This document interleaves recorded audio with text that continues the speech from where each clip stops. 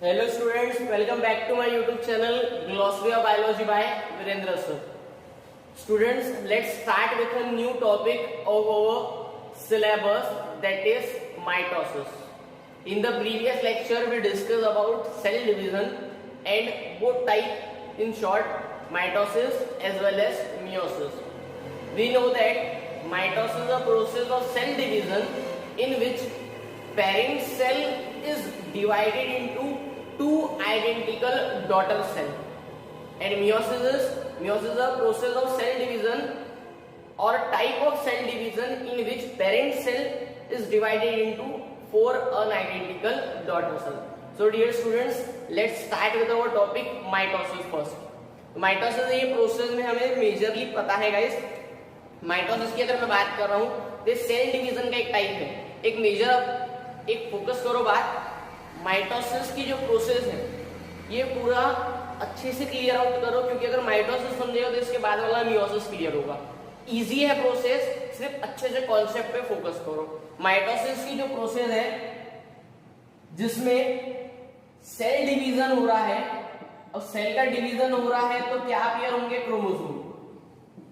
Mitosis cell division का एक type है जिसमें क्या होता है, पेरेंट सेल मतलब जो डिवीजन के लिए जा रहा है। मैंने इसके प्रीवियस लेक्चर में आपको सेल साइकिल में बताया पेरेंट सेल का डिवीजन होता है। पेरेंट सेल का डिवीजन होता है टू आइडेंटिकल डॉटर सेल में। तो माइटोसिस के सिंपल से ये डिफाइन होगी, mitosis a process of cell division in which the parent cell is divided into two identical daughter cell. अगर मैं बोल रहा हूं पेरेंट सेल का कैरेक्टरिस्टिक 2n है, मतलब कितने क्रोमोसोम्स है उसके पास में? 46 क्रोमोसोम्स है। तो जो नया वाला आइडेंटिकल डॉटर सेल बनने वाला है उसके पास में भी एक के पास में कितने क्रोमोसोम रहेंगे? 46। मतलब दोनों जो आएंगे, जैसे कि अगर ये पेरेंट सेल का डिवीजन होके टू आइडेंटिकल डॉटर सेल आए, तो ये जो पेरेंट सेल था इसका कॉन्फ़िगरेशन, इसकी प्लॉइडी मतलब नंबर ऑफ क्रोमोसोम, इसकी प्लॉइडी कितनी थी? 46। तो ये भी आइडेंटिकल है, ये भी आइडेंटिकल है, तो इसमें भी कितना होगा? 46 क्रोमोसोम, और इसमें भी कितना क्रोमोसोम होगा? 46 क्रोमोसोम। तो ये कैसे हुआ कि 46 से एकदम डबल कैसे बनी, ये हमें डिस्कस करना है लेक्चर में। इंटरेस्टिंग है और इजी है, सिर्फ फोकस करो। Mitosis is a process of cell division in which the parent cell is divided into two identical daughter cell. दूसरा, मैंने आपको प्रीवियस लेक्चर में एक और चीज बताया कि माइटोसिस की प्रोसेस सोमेटिक सेल में होती है। सोमेटिक सेल मींस कौन से वाले सेल? जो लाइफ में सभी प्रोसेस करते हैं। The cells which perform all the life process except, क्या परफॉर्म नहीं करते सिर्फ ये, एक्सेप्ट मतलब छोड़कर, एक्सेप्ट रिप्रोडक्शन। क्योंकि रिप्रोडक्शन के लिए कौन से सेल रहते हैं? Germ cell. और जर्म सेल के साथ कौन सी प्रोसेस होती है? मियोसिस। तो ये हमें देखना है। माइटोसिस मतलब क्लियर हो गया, माइटोसिस में आपका आइडेंटिकल डॉटर सेल बनना है, ये भी आपको क्लियर हो गया। देन माइटोसिस की जो प्रोसेस है आपको याद रखना है, इसके दो मेजर टाइप है। माइटोसिस के दो टाइप हैं। फर्स्ट इज नोन एज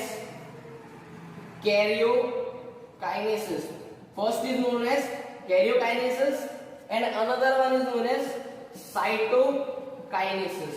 ये अच्छे से गाइस अच्छा देखते चलो, कैरियोकाइनेसिस और साइटोकाइनेसिस।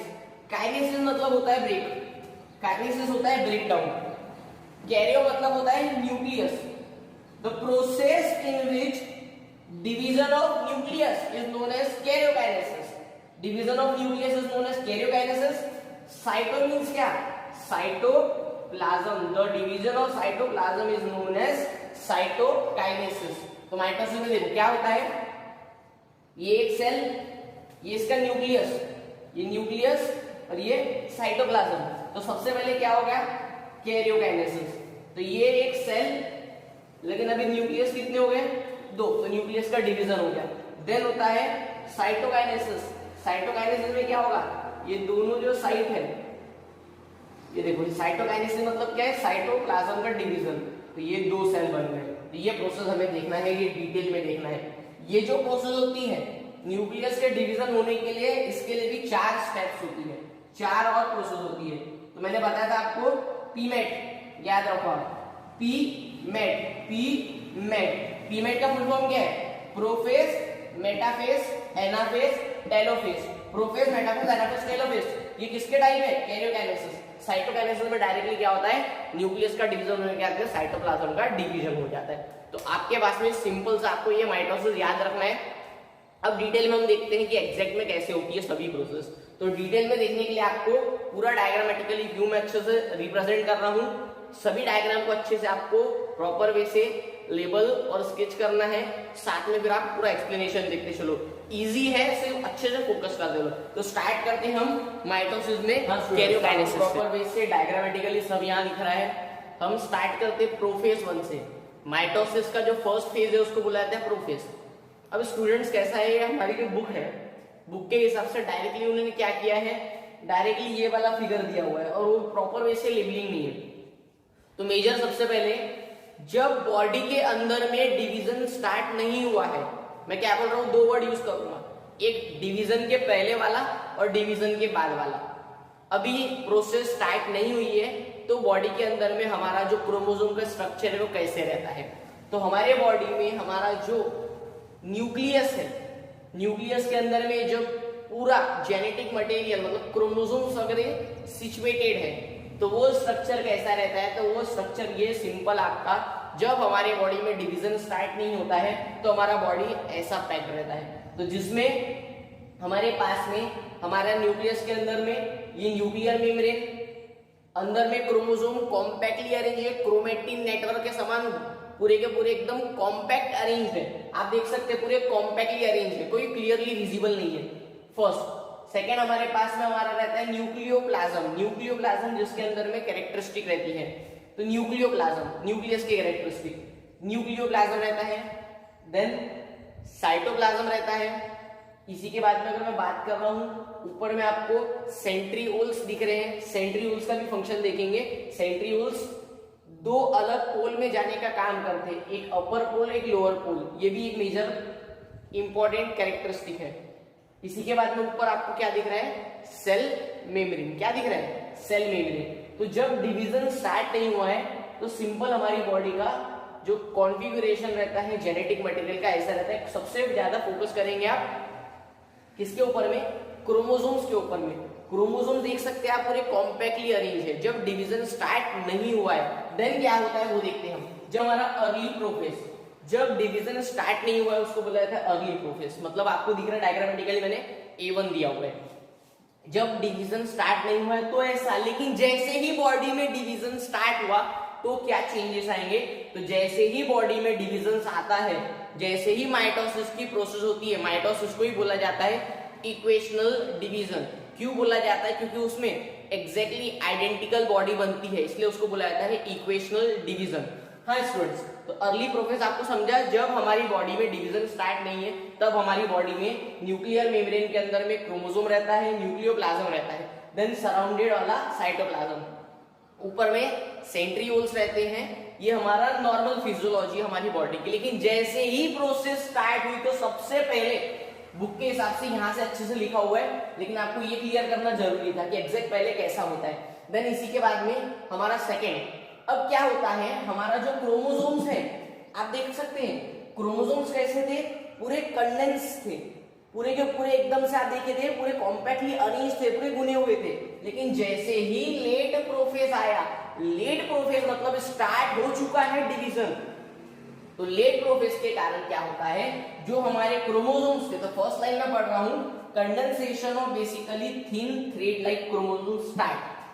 तो क्रोमोसोम्स कैसे होते हैं, अभी क्या थे, ये पूरे के पूरे डीकंडेंस थे, अभी कंडेंसेशन स्टार्ट हो रहा है, और जो कॉम्पैक्टली अरेंज थे वो प्रॉपर वे से अपने को थोड़े से क्लियरली विजिबल तो भी दिख रहे हैं। आप देख सकते हैं ये क्रोमोसोम और ये क्रोमोसोम, ये क्रोमोसोम कैसे पूरे के पूरे कंडेंस है। अब क्या हो रहे हैं, वो खुल रहे हैं, ये पूरे कॉइल है तो उनकी रिकॉइलिंग हो रही है, फिर से खुल रहे हैं, मतलब ये पूरे कॉम्पैक्ट है और ये थोड़े से ओपन होते हुए दिख रहे हैं। सिंपल सा आप याद रखेंगे। तो condensation of basically thin thread like chromosome appear first इसमें। उसी के बाद में जो क्रोमोसोम्स थे they become short and thick, chromosomes short and thick, short मतलब छोटे से और थिक मतलब मोटे से। आप सिंपल सा फंडा याद रखेंगे कि लेट प्रोफेज में क्रोमोसोम छोटे से और मोटे से होते। छोटे से और मोटे से आप ये कॉन्सेप्ट याद रखो, क्योंकि आगे चलकर मैं वर्ड थोड़ा सा वहां पे मतलब अपना जो आगे की प्रोसेसिंग वहां पे चेंज करने वाला हूं। तो आपको याद रखना है जो क्रोमोसोम्स है वो कैसे होते हैं, छोटे से और मोटे से, छोटे से और मोटे से होते हैं क्रोमोसोम, याद रखेंगे। इसी के बाद में आप याद रखेंगे सेंट्रियोल्स देख सकते हैं स्टूडेंट्स, सेंट्रियोल्स कितने थे यहाँ पे 1 पेयर में, लेकिन यहाँ पे कितने हो गए 2 पेयर्स में। तो आप याद रखेंगे सेंट्रियोल्स डुप्लीकेट हो गए। जैसे ही अर्ली प्रोफेज से लेट प्रोफेज में है तो सेंट्रियोल्स क्या हो गए, डुप्लीकेट हो गए, जिसके कारण आप देखेंगे सेंट्रियोल्स डुप्लीकेट तो हुए ही, लेकिन जो सेंट्रियोल है वो दूसरे पोल में आना स्टार्ट हो रहा है, मतलब एक पोल में यहीं पे डुप्लीकेट नहीं हुआ, थोड़े से अवे जा रहे हैं। तो आपको second point, each centriole move to opposite pole, each centriole move to opposite pole। then nuclear membrane, यहाँ पे देखो आप न्यूक्लियर मेम्ब्रेन पूरी की पूरी आपको क्लियरली विजिबल है, मतलब पूरी की पूरी फॉर्म्ड है, साथ में न्यूक्लियोप्लाज्म भी है। लेकिन मेरे को एक बात बताओ, जब डिवीजन स्टार्ट करना है तो डिवीजन के लिए अरे जो क्रोमोसोम है उसको बाहर आना जरूरी है, क्रोमोसोम को बाहर आना जरूरी है, मतलब ये जो वॉल्स है क्रोमोसोम के पास में उनका क्या होना जरूरी है, उनका भी ब्रेकअप होना जरूरी है, ये भी ब्रेक होना जरूरी है। तो क्या होता है लेट प्रोफेज में, लेट प्रोफेज का सबसे important point nuclear membrane and nucleolus, क्योंकि जेनेटिक मटेरियल तो इनके अंदर ही रहता है ना, डीएनए। हाँ, तो न्यूक्लियर मेम्ब्रेन एंड न्यूक्लियोलस क्या होता है, स्टार्ट टू डिसअपियर। जब ये डिसअपियर होगा तो हमारा क्रोमैटिन नेटवर्क, क्रोमोसोम क्या होंगे, बाहर आएंगे और फिर देन डिवाइड होंगे। तो आपको ये 4 पॉइंट आपको याद रखना है। सबसे पहले मैंने क्या बताया, condensation of basically thin thread like chromosome start. Then पहले कैसे थे, वो थिन थे। आप याद, ये एक अच्छा पॉइंट याद रखो, पहले जो क्रोमोसोम्स थे लेट प्रोफेज में, लेट प्रोफेज के यहाँ पे मैं फटाफट पॉइंट लिखता हूं, आप देखते चलो मैं सही लिख रहा हूं। लेट प्रोफेज में सबसे पहले मैंने बताया न्यूक्लियर मेम्ब्रेन विजिबल है, न्यूक्लियोलस भी विजिबल है, दोनों चीजें। उसी के बाद में सेंट्रियोल क्या है 1 पेयर में, और साथ में ऊपर वाले इसमें सेल मेम्ब्रेन प्रेजेंट है, बाहर वाली साइटोप्लाज्म है। ये सब पॉइंट आप लिख सकते हैं लेट प्रोफेज। लेट प्रोफेज का सबसे मेन पॉइंट आप याद रखेंगे क्रोमोसोम्स कैसे हैं, जो क्रोमोसोम्स लेट प्रोफेज में वो कैसे हैं, थिन एंड लॉन्ग। कैसे हैं, थिन एंड लॉन्ग। इसी का अपोजिट वर्ड, थिन का अपोजिट थिक, लॉन्ग का अपोजिट शॉर्ट। तो लेट प्रोफेज में, अर्ली प्रोफेज में तो आपको दिख गया थिन एंड लॉन्ग है, लेकिन लेट प्रोफेज में कैसे थे, छोटे से और मोटे से, छोटे से और मोटे से। इसका उल्टा थिन एंड लॉन्ग। अब ये क्या हो गया, थिन मतलब पतला और लंबा, पतला और लंबा याद रखो आप, छोटे से और मोटे से। लंबा पतला आप याद रखो, लंबा पतला, छोटे से मोटे से, छोटे से मोटे से। बस ये कॉन्सेप्ट याद रखो, यही काम का है। ये आपको दोनों, आपको डिफरेंस समझ गया क्या स्टूडेंट्स? सबसे पहले मैं बता रहा हूं फिर से, जब डिवीजन स्टार्ट नहीं हुआ है तब की स्टेज, जब डिवीजन नहीं हुआ है तो डिवीजन क्यों नहीं हुआ है आपको पता है, क्योंकि अभी कौन सी स्टेज है, अर्ली प्रोफेज। तो डिवीजन नहीं होता है तो हमारा जो जेनेटिक मटेरियल फ्यूज्ड रहता है, क्रोमोसोम्स पूरे कॉइल्ड रहते हैं, न्यूक्लियर मेम्ब्रेन और न्यूक्लियोलस भी पूरा पैक्ड रहता है। लेकिन अभी डिवीजन अगर होने वाला है तो क्रोमोसोम्स को बाहर आना चाहिए। क्रोमोसोम जब बाहर आएंगे कब, ये जब दोनों के दोनों चीजें बाहर निकलेंगी, क्योंकि न्यूक्लियोलस जेनेटिक मटेरियल तो उनके पास में ही है ना, तो ये बाहर आएंगे। तो जिसके कारण क्या होता है, अर्ली प्रोफेज और लेट प्रोफेज दोनों में चेंजेस। फर्स्ट स्टार्ट करता हूं न्यूक्लियर मेम्ब्रेन न्यूक्लियोलस, इसमें क्लियरली विजिबल थी, यहाँ पे स्टार्ट टू डिसअपियर हुई। यहाँ पे क्रोमोसोम्स थिन एंड लॉन्ग थे, पतले और लंबे, लेकिन यहाँ पे कैसे क्रोमोसोम थिक एंड लॉन्ग है, सॉरी थिक एंड शॉर्ट है। इसी के बाद में आप याद रखेंगे न्यूक्लियोलस क्लियरली विजिबल था, लेकिन इसी के बाद में न्यूक्लियोलस स्टार्ट टू डिसअपियर हुआ, न्यूक्लियर मेम्ब्रेन भी स्टार्ट टू डिसअपियर हुआ। साथ में सेंट्रियोल्स यहाँ पे एक ही था, लेकिन यहाँ पे सेंट्रियोल क्या हो गया, डुप्लीकेट हो गया, डुप्लीकेट हो गया और साथ में अपोजिट पोल पे चल गया। ये सिंपल सा आपका कहाँ पे चेंजेस हुए, प्रोफेज में। प्रोफेज के बाद में अब सेकेंड फेज आता है मेटाफेज। मैंने बताया था prophase, metaphase, anaphase, telophase. Prophase के बाद में लेट प्रोफेज हो गया, मतलब डिवीजन स्टार्ट हुआ। ये सबसे लेंथी प्रोसेस था, इसलिए इसको बोला जाता है longest phase of mitosis. Longest phase of mitosis को बोला जाता है प्रोफेज और शॉर्टेस्ट फेज को बोला जाता है एनाफेज। शॉर्टेस्ट फेज को एनाफेज, लॉन्गेस्ट फेज को प्रोफेज। हाँ, इसके बाद में सेकेंड फेज पढ़ते हैं मेटाफेज। फेज तो समझ रहा है, मेटा मतलब याद रखेंगे मिडल, बस एक ही कॉन्सेप्ट याद रखो, मेटा मतलब मिडल, मेटा मतलब मिडल, मेटा मतलब मिडल। तो सभी क्रोमोसोम्स एक मिडल पॉइंट पे आपको दिख रहे होंगे, इसलिए इसको बोला जाता है मेटाफेज। सभी के सभी chromosome lie at the equator of plane. तो सभी क्रोमोसोम क्या हो जाते हैं, एक प्लेन पे आ जाते हैं, एक साइड पे मिडल पे आ जाते हैं। मिडल पे आने के लिए इनको होल्ड करने के लिए एक प्रोटीन फाइबर फॉर्म होता है जिसको बोला जाता है spindle protein fibre. Spindle protein fibre chromosomes को इक्वेटोरियल प्लेन पे लेके आने का काम करता है। और आपको सेंट्रियोल दिख रहे हैं, अभी तक के क्या हो रहे थे, वो अपोजिट प्लेन पे जा रहे थे, अब पूरे के पूरे अपोजिट प्लेन पे आ चुके हैं।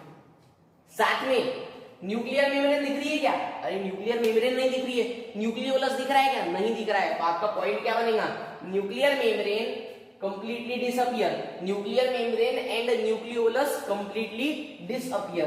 तो nuclear membrane and nucleolus completely क्या हो गया, डिसअपियर हो गया, first point. Then second, chromosomes complete their condensation clearly visible. सबसे अच्छे देखो कौन से स्टेज में दिखते हैं, मेटाफेज में। आप ये देख लो, ये भी डायग्राम देखो, ये भी डायग्राम, ये भी डायग्राम, लेकिन सबसे अच्छे कहां पे दिखते हैं, मेटाफेज में। कहां पे, मेटाफेज में। तो क्रोमोसोम क्लियरली विजिबल होते हैं कौन से फेज में, मेटाफेज में। तो आप याद रखेंगे कि क्रोमोसोम ने अपना कंडेंसेशन कंप्लीट किया। कंडेंसेशन मतलब खुलना, डीकंडेंसेशन मतलब ये, कंडेंसेशन मतलब खुलना। तो क्रोमोसोम ने अपना कंडेंसेशन कंप्लीट किया जिसके कारण वो बिकम क्लियरली विजिबल हो गए। देन लास्ट पॉइंट, सभी क्रोमोसोम इक्वेटोरियल प्लेन पे आ गए, मिडल ऑफ द प्लेन पे आ गए। किसने मिडल पे लाया, spindle fibre. Last point, special type of protein fibres are form between, अरे किसके बीच में फॉर्म है, इसको क्या बोला जाता है, सेंट्रोमियर। इसको क्या बोला जाता है, सेंट्रियोल। तो सेंट्रोमियर और सेंट्रियोल के बीच में क्या प्रेजेंट है, स्पिंडल फाइबर, जिसने क्या होल्ड करके रखा है, हमारा क्रोमोसोम, वो भी कहां पे, मिडल ऑफ द प्लेन पे। तो यहां तक के मेटाफेज है। यहां तक कि आपको मेरा अश्योरिटी से मेरे साथ मैंने आपको पूरा क्लियर किया है कि आपको पॉइंट्स क्लियर हुए हैं। ये डायग्राम अगर आपको समझ गया देन आप ये ऐसे ही लिख सकते हैं, क्योंकि डायग्राम के ऊपर में ही पूरा खेल है। अब माइटोसिस में कितने बनते हैं, 1 से 2 बनते हैं, 1 से 2 बनते हैं गाइस। तो 1 से 2 बनाने के लिए अभी क्रोमोसोम्स को क्या होना चाहिए, ब्रेक होना चाहिए, क्रोमोसोम टूटने को चाहिए, जिसके कारण यहाँ पे 2 सेल बनने को ना। तो न्यूक्लियस क्या होना चाहिए, 2 बार बनना चाहिए ना। मेटाफेज के बाद में नेक्स्ट थर्ड फेज में आते हैं हम, एनाफेज। तो क्या होता है, जो हमारा ये क्रोमोसोम्स था मिडल पे क्यों आया था वो भी समझा रहा हूं। अब क्या होता है, ये मिडल पे आने के बाद में अगर मैंने ये, आपने सिंपल सा, मेरे को एक सिंपल सा जस्टिफिकेशन वाला आंसर दो। हमारे पास में एक बलून है, बलून के अंदर वाटर है, ठीक है, बलून है, बलून के अंदर में वाटर है, और हम क्या करते हैं, बलून को ऐसा अगर फोल्ड करते हैं, कितने बनते हैं, 2 बनते हैं, दोनों के बीच में अटैचमेंट रहता है। लेकिन हम क्या करते हैं, उनको ब्रेक करते हैं। अभी इसमें से भी क्या करना है, हमको 1 से 2 बनाने हैं। तो ये जो ऊपर का है और नीचे का है, इसको मैं क्या कर देता हूँ, इसको घुमा के सेपरेट करता हूँ। अरे तो इसको घुमा के सेपरेट किया तो ये देखो, इतना वाला, ये ऊपर वाले 4, ये जो ऊपर में भी दिख रहा है आपको, ये ऊपर वाले 4 ये सेपरेट आउट हो गए खींचने के बाद में। तो नीचे वाले भी 4 सेपरेट आउट हो जाएंगे, तो नीचे वाले भी 4 सेपरेट आउट हो गए। तो एनाफेज में क्या हुआ, जो हमारे क्रोमोसोम्स थे वो क्या हुए, स्प्लिट हुए। जो हमारे क्रोमोसोम्स थे मेटा के बाद में हमने उसको खींचे, तो जिसके कारण क्रोमोसोम क्या होते, स्प्लिट होते। तो नेक्स्ट हम देखते हैं हमारा डिटेल में हमारे पास में एनाफेज। मेजर याद रखेंगे आप, anaphase is the shortest phase, सबसे शॉर्ट फेज है, क्योंकि इसमें क्या हुआ, मेटाफेज का डायग्राम आपको दिखाया था मैंने आपको। मेटाफेज में क्या हुआ था, ऊपर के क्रोमोसोम और नीचे के क्रोमोसोम स्प्लिट हो गए। तो आपको याद रखना है, अरे किसने स्प्लिट किया, ये एक क्रोमोसोम अगर था, मैं क्या बोल रहा हूँ, ये क्रोमोसोम था, इतना पार्ट और इतना पार्ट, 2 इसमें ब्रेक हुआ, तो किसने कराया, इनको पकड़ के इसमें रखा था, सेंट्रोमियर में। तो सेंट्रोमियर ने क्या किया, सेंट्रोमियर स्प्लिट हुआ। तो आपको फर्स्ट पॉइंट, सेंट्रोमियर स्प्लिट, और ये दोनों इक्वल साइज के रहते थे, मैंने आपको बताया था प्रीवियस लेक्चर में, मैंने बताया अगर क्रोमोसोम का लेंथ दोनों का सेम है तो उसको बोला जाता है सिस्टर क्रोमेटिड। क्या बोला जाता है, सिस्टर क्रोमेटिड्स। तो क्या हुआ, सेंट्रोमियर स्प्लिट हुआ और सिस्टर क्रोमेटिड सेपरेट आउट हुए, और जिसके कारण क्या फॉर्म हुए, डॉटर सेल फॉर्म हुए। क्योंकि अगर ये 1 से 2 इसमें डिवाइड हो रहा है, तो पेरेंट का डिवीजन हो रहा है 2 इसमें, तो यही हमें पढ़ना था। तो डॉटर सेल फॉर्म हुए, साथ में दोनों के दोनों अपोजिट डायरेक्शन में जा रहे हैं। ऐसा नहीं कि स्प्लिट होने के बाद में क्रॉस कर रहे हैं, नहीं, दोनों के दोनों क्या आ रहे हैं, chromosomes pulled in opposite direction, दोनों अपोजिट डायरेक्शन में जा रहे हैं। और लास्ट पॉइंट, स्पिंडल फाइबर जिन्होंने अभी तक के क्रोमोसोम्स को मेटाफेज में होल्ड करके रखा था सेंटर में, अभी वो क्या हो रहा है, स्टार्ट टू डिसअपियर, वो स्टार्ट हो रहे डिसअपियर होना, क्योंकि उनका फंक्शन खत्म हो गया। उनका क्या फंक्शन था, मेटाफेज में क्रोमोसोम्स को क्या करना, सेंटर पे लेके आना, अभी उनका काम हो गया। तो जिसके कारण क्या हुआ, उनका काम होने के कारण वो दोनों के दोनों जो थे स्पिंडल फाइबर दोनों तरफ से क्या हो गए, स्टार्ट टू डिसअपियर। यहां तक कि हमारा एनाफेज, एनाफेज के बाद नेक्स्ट हम देख रहे हैं टेलोफेज। अब टीलोफेज बोला है तो टेलोफेज बोलो, जिसके में क्या हो रहा है, इधर के 4 क्रोमोसोम और इधर के 4 क्रोमोसोम ये जो बने हैं, तो टेलोफेज में क्या होने वाला है, एक ऐसी बॉडी बनने वाली है जिसमें ये पूरा स्ट्रक्चर यहाँ का और यहाँ का, अभी फिर से देखो, फिर से बलून और पीछे खींचा मैंने, जिसके कारण ये शेप आया। देन अभी 1 2 3 4 1 2 3 4, स्टार्टिंग में हमको अगर याद आ रहा होगा लेट प्रोफेज, तो उसमें क्या था, लेट प्रोफेज में भी कितने थे क्रोमोसोम, 4 क्रोमोसोम, और इधर भी कितने हैं, 4 क्रोमोसोम। तो यहाँ पे भी स्ट्रक्चर में अभी बनाऊंगा टेलोफेज का। तो टेलोफेज में आप देख सकते हैं कि जितना हमने लेट प्रोफेज अर्ली प्रोफेज में देखा था, वही आपको अर्ली प्रोफेज का स्ट्रक्चर यहाँ पे दिखेगा। तो फटाक से हम देखते हैं हमारा टेलोफेज, और लास्ट फिर कौन सा बचेगा हमारा, लास्ट रहेगा साइटोकाइनेसिस। कैरियोकाइनेसिस हो जाएगा तो कौन सा आएगा, साइटोकाइनेसिस, क्योंकि कैरियोकाइनेसिस हो गया ना, क्रोमोसोम्स का डिवीजन हो गया है। अब क्या होगा, वापस से न्यूक्लियर मेम्ब्रेन, न्यूक्लियोलस क्या होगा, स्टार्ट टू अपीयर, रीअपीयर। तो ये हम देखते हैं अभी डायग्रामेटिकली रिप्रेजेंटेशन दिख रहा है टेलोफेज का। टेलोफेज में क्या हुआ, हमारा जो क्रोमोसोम था, अब एनाफेज में क्या हुआ था, स्प्लिट हुआ था, जिसके कारण ऊपर और नीचे एक सेल बन रहा था। तो जिसके कारण देखो, जो ऊपर डायग्राम दिख रहा है ना, सेम डायग्राम यहाँ पे नीचे दिखेगा। अब देखो, ये जो सेम डायग्रामेटिकल रिप्रेजेंटेशन है, अगर मैं नीचे भी अगर ड्रॉ कर दूं, फिर से हमारे जो क्रोमोसोम्स थे फिर से कैसे हो गए, आपको दिख रहे हैं हमारे जो अर्ली प्रोफेज में जैसे 4 क्रोमोसोम थे स्टूडेंट्स, अर्ली प्रोफेज में जैसे कॉम्पैक्टली अरेंज 4 क्रोमोसोम्स थे, जिसको मैंने बताया था थिन एंड लॉन्ग। कैसा बताया था, थिन एंड लॉन्ग। तो आपको ये स्ट्रक्चर दिख रहा होगा। सिमिलर स्ट्रक्चर जो लेट प्रोफेज में देखा है, मतलब हमारा जो क्रोमोसोम्स थे, क्रोमोसोम बराबर इक्वली डिवाइड हो गए, और बाद में जो 4 क्रोमोसोम थे, वापस से वो 4 क्रोमोसोम ऊपर और 4 क्रोमोसोम नीचे, जिसके कारण क्या हुआ, 2 सेट बन गए क्रोमोसोम के, ये भी 2n और ये भी 2n। तो ये देखो, दोनों का डायग्रामेटिकली रिप्रेजेंटेशन आपको सेम दिख रहा है।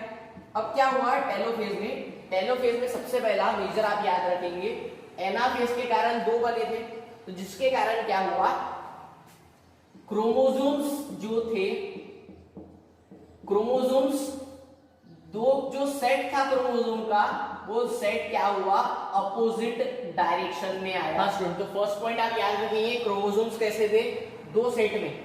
अब क्रोमोसोम ये फर्स्ट वाला और दूसरा सेकंड वाला, ये दोनों के दोनों क्या हो रहे हैं, सेपरेट आउट, मतलब 2 सेट बन रहे हैं क्रोमोसोम के, और दोनों के दोनों अपोजिट डायरेक्शन में आ रहे हैं। First point. सेकंड में बात कर रहा हूं, इसके पहले वाले स्टेज में मैंने बताया था आपको स्पिंडल फाइबर, एनाफेज में स्पिंडल फाइबर आपको दिख रहे थे क्लियरली, लेकिन यहाँ पे आप देखो स्पिंडल फाइबर क्या हो चुके हैं, completely disappear.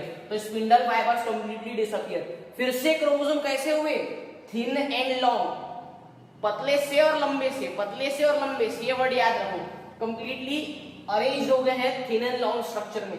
Then nucleus and nucleolus and nuclear membrane start to reappear, फिर से दिख रही है, एनाफेज में नहीं थी लेकिन अभी कहां आ गई है, टेलोफेज में। देन इसी के बाद में हम बात कर रहे हैं किसकी, साइटोकाइनेसिस, सेकेंड फेज, क्योंकि हमारा भी न्यूक्लियस का डिवीजन हो चुका है। साइटोकाइनेसिस देखते हैं। तो साइटोकाइनेसिस की अगर मैं बात करूं स्टूडेंट्स, तो आप प्रॉपर वे से देखो, ये साइट को बोला जाता है mother construction site. Cytokinesis, kinesis मतलब break, cyto means cytoplasm, cytoplasm का ब्रेक होना, the process in which the division of cytoplasm is known as cytokinesis. अगर ये सेपरेट हो गया तो जिसके कारण ये एक सेल, ये दूसरा सेल, मतलब कितने बन गए माइटोसिस में, 1 से 2, वो भी दोनों के दोनों आइडेंटिकल, क्योंकि ये सेल और ये सेल दोनों एक ही चीज से बनी हुई है, तो दोनों कैसे आइडेंटिकल। एक लास्ट पॉइंट याद रखेंगे, साइटोकाइनेसिस अगर प्लांट में होता है तो यहाँ पे एक सेल प्लेट बनती है, यहाँ पे एक सेल प्लेट बनती है, जिसके कारण सेल प्लेट के कारण डिवीजन होता है, दो सेल अलग अलग ब्रेक होते हैं। लेकिन अगर वही बात करो ह्यूमंस में, एनिमल्स में, तो यहाँ पे एक मदर कंस्ट्रिक्शन साइट बनती है और ये ऑटोमेटिकली दोनों के दोनों क्या हो जाते हैं, एक से दो सेपरेट आउट होते हैं। तो इसको बोला गया है साइटोकाइनेसिस। तो यहाँ तक के हमारे पास में हमारी प्रोसेस है माइटोसिस। हमने स्टार्ट किया था माइटोसिस मतलब क्या, the process in which the division of one parent cell into two identical daughter cell, जिसमें हमने पढ़े दो टाइप, एक पढ़े कैरियोकाइनेसिस, एक पढ़े साइटोकाइनेसिस। कैरियोकाइनेसिस मतलब क्या, जिसमें न्यूक्लियस का डिवीजन, हमने देखा न्यूक्लियस का डिवीजन हो रहा है। साइटोकाइनेसिस मतलब जिसमें साइटोप्लाज्म का डिवीजन हो रहा है। उसके बाद में हमने कैरियोकाइनेसिस में पीमेट पढ़ा, प्रोफेज, मेटाफेज, एनाफेज, टेलोफेज। इसी के बाद में हम साइटोकाइनेसिस पढ़े। प्रोफेज में हमने दो चीजें पढ़े, early prophase, late prophase. Early prophase मैंने क्यों पढ़ा है, आपके कॉन्सेप्ट क्लियर करने के लिए। अगर बॉडी में डिवीजन अभी तक के स्टार्ट नहीं हुआ तो कैसा होता है, देन क्या चेंजेस हो रहे। फिर मेटाफेज में सभी क्रोमोसोम मिडल पे आ गए। देन एनाफेज में सेंट्रोमियर स्प्लिट हुआ, जिसके कारण दो चीजें अलग अलग सेपरेट आउट हो गई। फिर से टेलोफेज में अर्ली प्रोफेज हमारा स्ट्रक्चर डेवलप हो गया और डायरेक्टली कौन सी प्रोसेस हुई, साइटोकाइनेसिस। तो यहाँ तक के आपके पास में विजन आपका क्लियर करो। मेजर आप याद रखो, माइटोसिस के मैं एक दो यूज बता देता हूँ आपको कहाँ पे होते हैं। अगर हमारे बॉडी में कहीं कुछ जल गया, ठीक है, यहाँ पे अगर मेरे बॉडी में कुछ जल गया तो जलने के बाद में आप देखोगे यहाँ पे ब्राउन कोट आता है। देन क्या होता है, वो ब्राउन कोट कुछ दिनों के बाद में हट जाता है। अरे क्यों, क्योंकि यहाँ के जो सेल्स जल गए थे, हमारे बॉडी के अंदर के जो सेल्स है उनको पता पड़ा, जिसके कारण वहां पे फिर से वैसे ही सेल डिवाइड हुए। कैसे, आइडेंटिकल सेल। तो एक से बराबर कितने बन के मिले वहां पे, फिर से वहां पे ग्रोथ हुई। तो ये आपको पहला कंसेप्ट। दूसरा, जब बेबी फॉर्म होता है, छोटा बच्चा जब रहता है, मतलब पहले दिन का बेबी, फर्स्ट डे बेबी, कब, जिस दिन मेल और फीमेल दोनों के बीच में प्रोसेस हुई और एक जायगोट बना। तो जायगोट तो एक बना, अरे एक जायगोट से इतनी बड़ी बॉडी कैसे बनी, तो अब कौन सी प्रोसेस हुई। ऐसा तो नहीं है कहीं अलग बॉडी बन रही कहीं अलग, नहीं, दोनों पूरा जो बॉडी का शेप साइज रहता है सब एक समान रहता है।